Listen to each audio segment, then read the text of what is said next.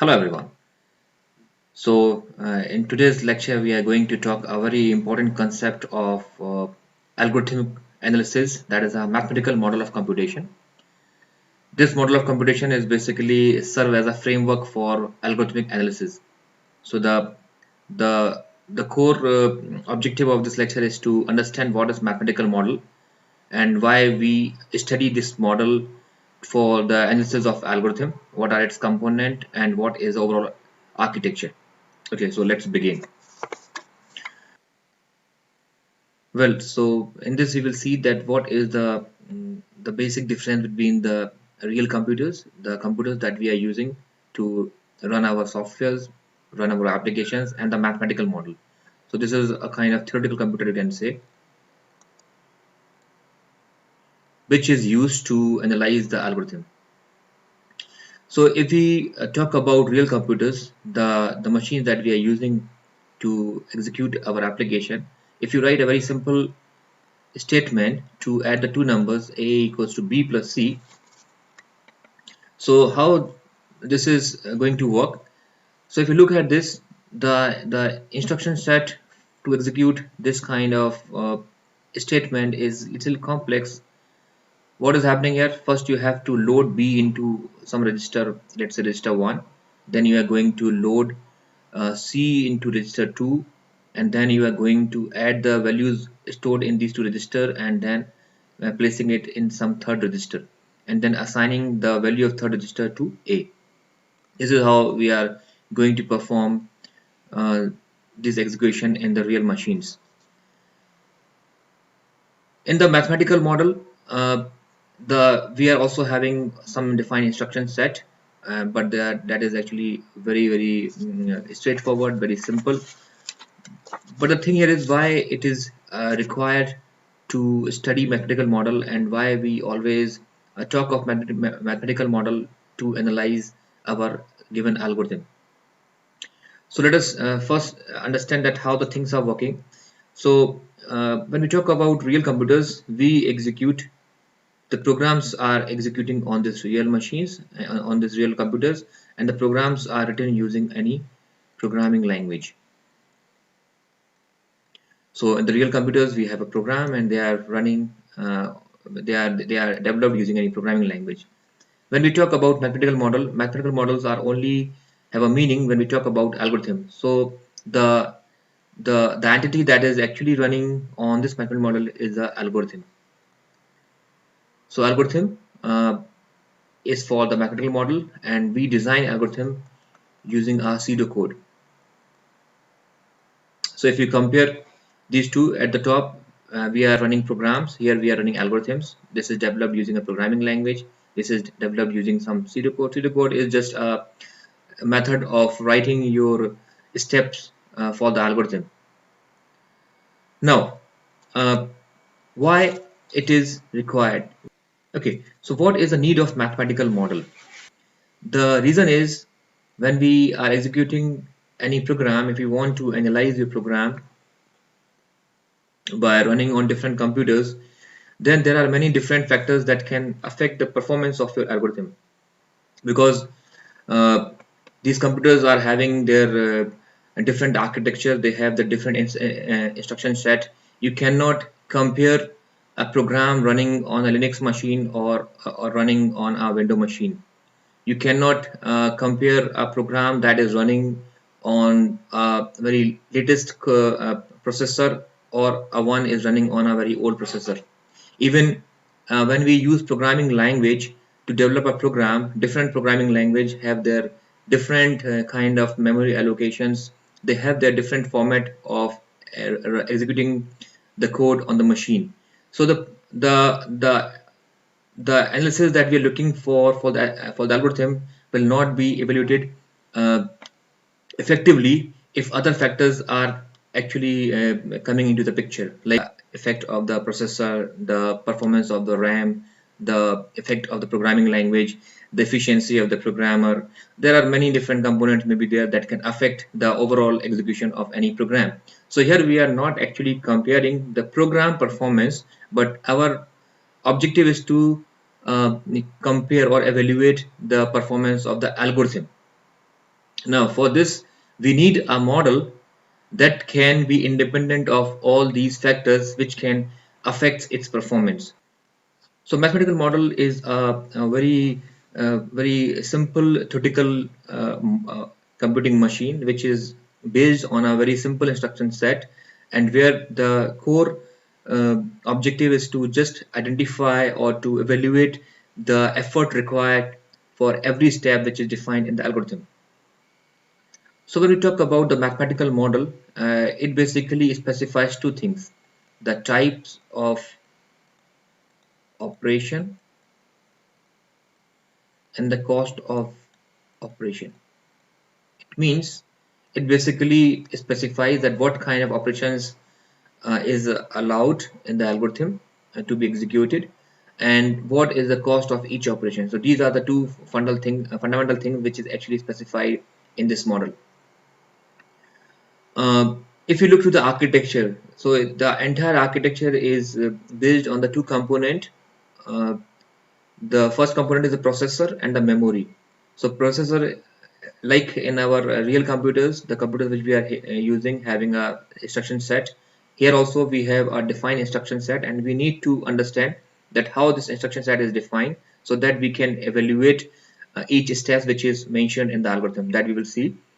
Then memory is just a collection of location, and these locations are assumed to be array of memory spaces which is recognized by its address. Now accessing any location with the help of address may be inconvenient, so this model also allows us to declare variables, because accessing the location using variable is quite easy for the user. It will also allow to it will also allow to use the primitive data type like we are using in normal machines by using the programming languages. So this is again much similar to the model that we are using for the real computing, but it is much more simplified than the real machine that we actually use for our application or for running the software. So here we will understand that what is the instruction set defined in this mathematical model of computation. So we'll start with the very simple statement that how they are evaluated. So here our objective is to find out the cost of each statement that we are using. So here we are evaluating in terms of step.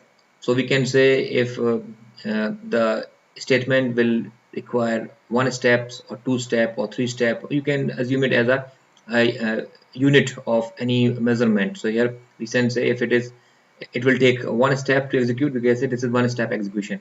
Similarly, if for some statement it requires two-step execution, and this actually signifies the cost of that particular statement. So we'll start with the very simple. So all these kind of statements, arithmetic and logical operations, jumps and conditional jumps, pointers instructions, array operations, one dimensional, these are all simple statement, and it will require only one step execution. Now what does it mean? If I say arithmetic and logical operation means when I write a equals to b plus c, this is actually one step execution. It's a very a simple statement. Now there is no cost if you assign any constant to the variable. For example, a equals to 2, a equals to b. There is no cost defined for this. But if you write a equals to b plus c, if there is any operator involved, then it will require one step execution to perform this operation. Similarly, if you are using jumps and conditional jumps, then also it is a simple statement. If you are using, let's say, go to statement, if you are using any programming language where the go to is permittable, then go to will be a kind of one step execution. Conditional jump means if you are using if condition, like right, if a is more than b, or if a is more than 20, so any of this kind of statement will also set to be one step execution. Then pointer instructions, if you are going to uh, use a statement like this, b is equals to asterisk c, okay, or you are assigning any value to any pointer, then asterisk b equals to c. These are all statements which are said to be one step execution. if you are using one dimensional array, or if you're assigning any statement referring to one dimension, then also it is one step execution. For example, if I say a of 2 is equals to 5, or a of 0 is equals to b, or b of, or you can say b is equals to c of k. So these all statements are one step execution. So you need to understand what are one step execution, what are two step execution, and how these steps are counted, because later we are going to find the cost. So the total cost of any algorithm is to identify what is the cost of each statement, each step, and then we will just add all these, uh, uh, be all the cost of all the statements, all the steps within the algorithm, and that makes the cost of the algorithm. So we'll move to some more complex statement. This is not a single step, this is multi-step execution. So if I write a statement a equals to b plus c into d minus f, so here you can see we are using three operators in place, 1, 2 and 3. So this is three-step execution. Similarly, if I am going to use any statement that use the representation of one-dimensional array, like a of I equals to b of I plus c of I, so this is said to be four-step execution. Why? Because this is required to evaluate this b of I. This required one step, c of I is again one step, and then performing the addition is three step, and then assigning the value to any one-dimensional variable is again a one step. So 1, 2, 3 and 4. Or you can understand in this way, we have used this is one step. You assign the value of bi to x, and then c of I equals to y, and z equals to x plus y, and then you assign a of I equals to z. So 1, 2, 3 and 4. This makes four steps execution. If you talk about two-dimensional array, then here this two-dimensional assignment will be equals to four step. Now to understand this, that how the things are working, let us take one example and first understand that how the two-dimensional actually works. So two-dimension is basically a logical representation. This is a logical representation. Actually, everything is a one dimensional. It's all a real, linear allocation in the actual physical memory. But the two dimensional that we talk of is basically is a logical representation of our array. For example, if I say, if I have an array uh, A, uh, whose dimension we are calling as 2 cross 4, that means it has two rows and four columns. So this has 1, 2, 3, 4. We know that array indexing starts from 0, so this is 0 row, first row, this is 0 column, first column, second column, third column. Now let us write some values here. Let's say A, B, C, D, E, F, G, H, and we are calling it as a two-dimensional array.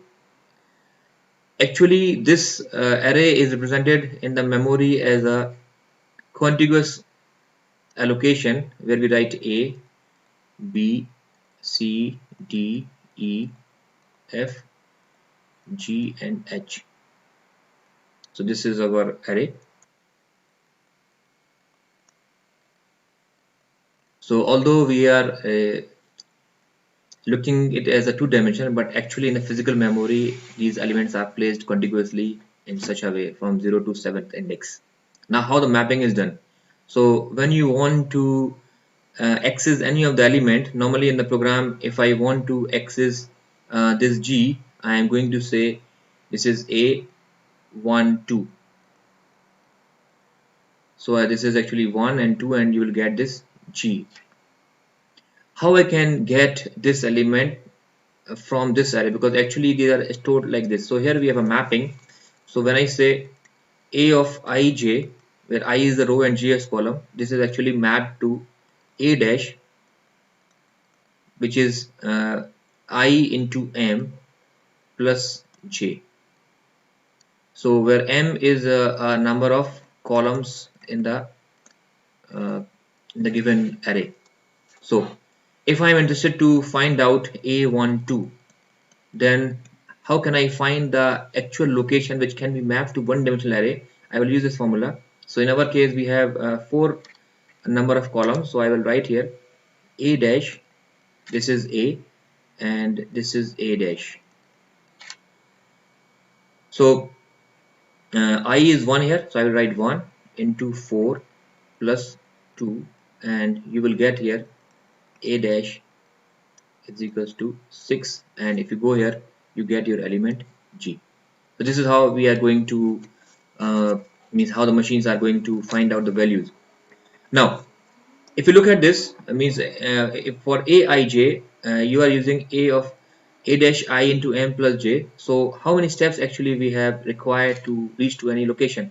So this is actually one operation we are doing, so one execution, then you are doing plus, then you are simplifying this entire array, and then you are assigning it to the left hand side. So we are doing 4-step execution.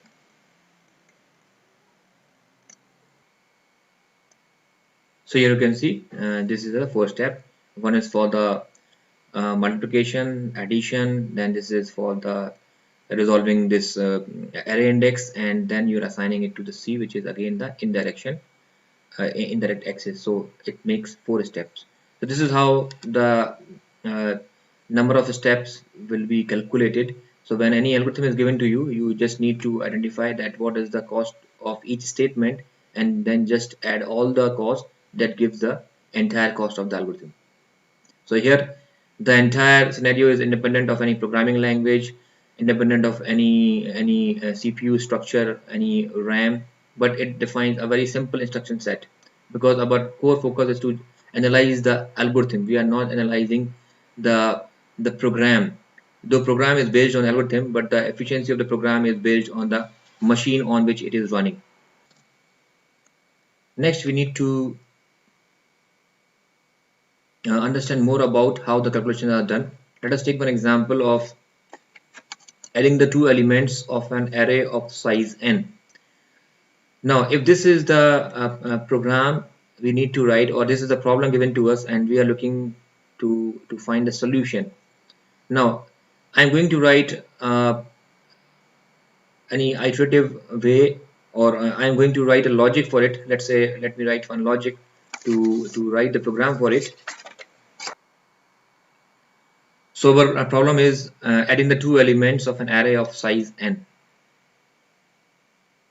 So you may assume that you have array A of size n, and we have a B array B of size n, and we want to add these two array. This is what we are looking for. So let's say my logic is I am going to write for I is equals to 1 to n, and C of I is equals to A of I plus B of I, and then end for. This is a very simple program that I can write. This is a very simple logic, you can say, that we can propose to perform this task. Similarly, I can write the iterative statements to perform this task, or I may be writing this in this way also. Means I can write I equals to 1, and if I is more than n, then you have to stop. So you can say go to the last part. We don't know, so let's say this is statement number 1, statement number 2, and the statement number 3 is we need to pick the value of A of I. So we assign x equals to A of I. Similarly, we can say y equals to B of I, and then we are going to add these two. So we will take one variable z, which will add these x and y, and then you will assign the z to any third variable. So you can say C of I is equals to z, which will add the individual value from the two arrays, and then add to the corresponding position of the resultant array. And then you are going to increment the value of I, because you need to uh, uh, do it for all the indexes, and then you have to go back to this condition. So you can say go to 2. It will go back here and check if it is not more than n. It keep on doing, and if it is completing the all the indexes, it will go to the last. So here you can say go to 9, and 9 is basically stop. This is one way of writing the algorithm. Now how we can find the cost? Already we have seen that how to evaluate the cost of each statement. So here you can say this is going to execute one time only. So you can say the cost is constant. It's let's say 1. Then second statement will be executed n plus 1 time. N time it will go, and when the value of n plus 1 means one check is for the false condition, when it is going uh, when the I is going getting n plus 1, and then it's going to be false, and it will exit from here. So it is going to execute n plus 1 times. Now if you look at this, this is your body. So here you can, this is entire thing I have written here using these 4 statements. So this is going to execute n times, and then I plus 1 go to 2 again. This is inside the loop, so this is also going to execute n times. So if you calculate the total cost, so we have to just add all the statements here. So if this body, now here in this case we have 4 statements are there, or you can say the entire body is represented using b statement. So you can say that the total cost of the body is b into n time. So you can write total cost equals to 1 plus n plus 1 plus b into n plus this is 2n. So here you can say this is equals to 2 plus 3n plus bn, which is equals to uh, n 3 plus b plus 2. And if your b, if you take as 4, then it will be 7n plus 2 will be the cost of this execution. Similarly, if you look at this, this is going to execute n plus 1 time, and this is the cost. This is your body, which is going to execute n times. So b into n, and so the cost for this will be going to be bn plus n plus 1. Okay, so you can say this is n into b plus 1 plus 1, which is, if b you will take as 4. So if you look at this, this is cost 1, 2, 3 and 4. So this will be 5n plus 1. Now what I mean to explain you here is, here you can see that the tn equals to 5n plus 1, and here it is actually 7n plus 2. Now one thing to understand, that when we are trying to find out the cost, we are not concerned to find out the actual value. Actual value we are not interested to find, but we are interested to find the nature, that how the cost is going to vary with the input size. So we are going to find out the nature of the algorithm, and we are trying to classify the algorithms that it belongs to which category. Are they going to be a linear, are they going to be a quadratic, or they are going to be cubic? So this is the main intention to identify. So one thing to understand here, that when we talk about the Tn, so though the real machine is not equals to our this mathematical model, but the significance of Tn is actually valid. This thing is very important. We are trying to find out the Tn for mathematical model, so the significance will remain valid for both the machines, because we are interested to find out the nature, that how it is growing. We are actually interested to classify the the Tn. It is of Tn square nature, it is of n cube, it is of linear kind. This is our objective to find out. Therefore, the significance of Tn, you can say, is independent of whatever the model computer we are using for analysis, because our interest is to characterize the algorithm rather than the computing machine. So maximum Tn is basically the maximum time taken by the algorithm to solve any instances of size n, and basically our objective is to measure the goodness of the algorithm but not the actual value.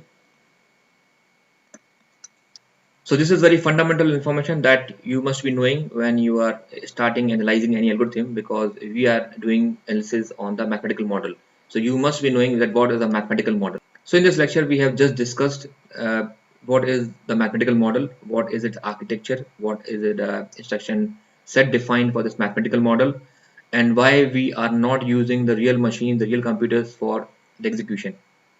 This all we have discussed. We have discussed that how the cost is evaluated in the mathematical model. Then we have discussed what is the focus, what is our objective of finding the Tn. So here we are objective is not to just find out the actual cost of the analysis, but to do the classification to find the goodness of the algorithm. So that's all for this lecture, and we will be going to apply this concept in the coming lectures when we do more things with the algorithms. Thank you very much. Bye for now. Take care.